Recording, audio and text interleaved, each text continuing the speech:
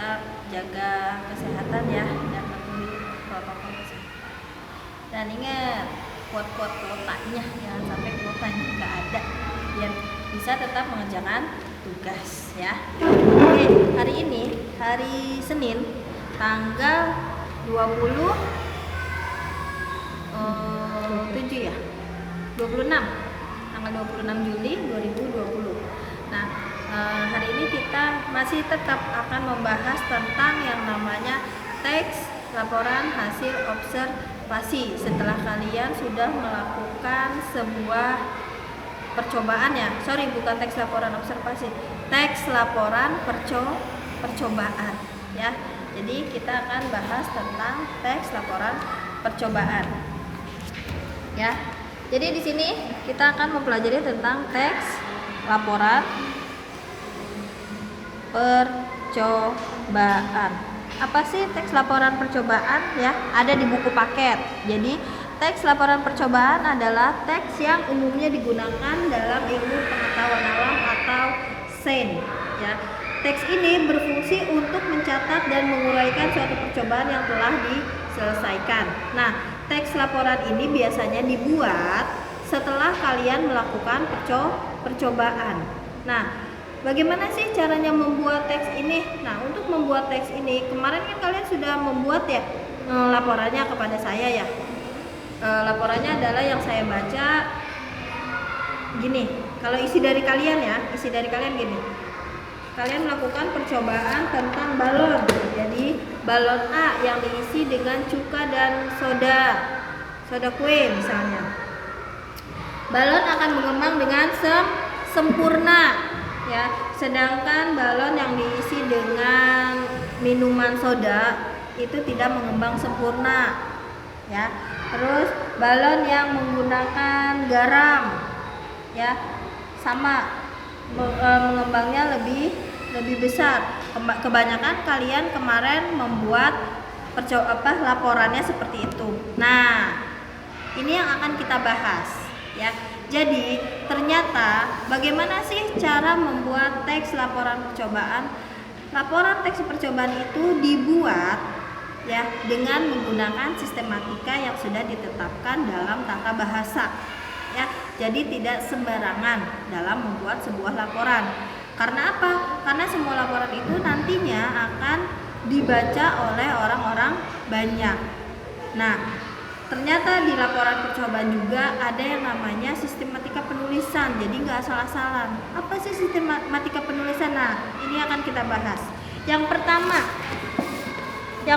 kenapa di sini ada yang namanya bab 1? Bab 1 nih di buku kalian, bab 1. Bab 1 itu adalah pendahuluan ya. Pendahuluan itu berisi tentang satu. Ya, saya tulis di sini ya. Bab 1 itu pendahuluan. Pendahuluan itu isinya tentang 1.1. 1.1 itu ada yang namanya latar belakang. Apa sih latar belakang? Latar belakang adalah hal-hal yang melatar belakangi semuanya yang kalian ingin lakukan percobaan. Contohnya ada di buku paket kalian, halaman 3. Di sini tentang apa nih judulnya? Pertumbuhan dan perkembangan tumbuhan kacang hijau. Jadi masalah-masalah apa aja yang akan kalian bahas itu ada di latar belakang. Nah, sistematika penulisannya seperti apa? Nih, ada 1.1. Maksudnya apa sih 1.1 itu? 1.1 adalah di bab pertama, judul yang pertama. Judul yang pertama adalah latar belakang. Oke, lanjut. Ada 1.2. 1.2 ada yang namanya tujuan penelitian ya.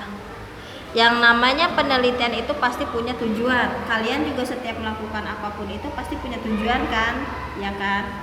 Nah, ini yang namanya tujuan penelitian. Yang ketiga, di 1.3 ada yang namanya rumusan masalah. Nah, untuk rumusan masalah ini ya biasanya berisi pertanyaan-pertanyaan yang nantinya akan dijawab di bab 2, ataupun bab 3, tapi kebanyakan di bab 2 ya. Untuk di bab 3 itu metode atau caranya ya. Itu yang namanya rumusan masalah. Ketika kalian membuat percobaan, pasti kalian menemukan masalah ya kan. Nah, itu masuk ke dalam rumusan masalah. Yang keempat, 1.4. Setelah ada rumusan masalah, pasti kalian menemukan manfaat ya. Manfaat penelitian. Apa sih manfaat yang kalian temukan dari hasil percobaan? Umpama kalian, kalau yang di buku nih ya, kalau yang di buku adalah dari judulnya aja, pertumbuhan dan perkembangan tumbuhan kacang hijau ya. Rumusan tujuannya adalah mengamati dan mempelajari tumbuhan pada biji kacang hijau berdasarkan faktor intensitas cahaya yang berbeda. Berarti di sini harus ada dua yang dibandingkan. Kenapa ada 2? Karena di sini ada faktor intensitas cahaya yang berbeda. Jadi antara kecambah yang terkena sinar matahari dengan kecambah yang tidak terkena sinar matahari ya.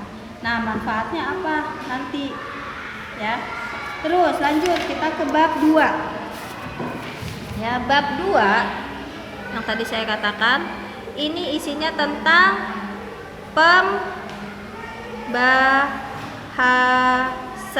Nah, di pembahasan ini yang pertama ya, 2.1. Bu, kenapa 2.1? Kenapa tidak 1.1? Ya kan, karena ini merupakan sistematika penulisan. 2.1 artinya adalah bab 2 dari judul yang pertama gitu ya.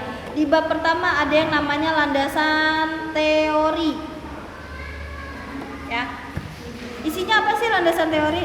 Biasanya sebagian besar di dalam teks laporan percobaan, landasan teori itu berisi tentang pengertian-pengertian dari suatu objek yang kalian lakukan percobaan. Kalau di buku ini tentang kecambah, maka pengertian-pengertian tentang kecambah. Pokoknya segala informasi apapun itu masuk di landasan teori berdasarkan para ahli.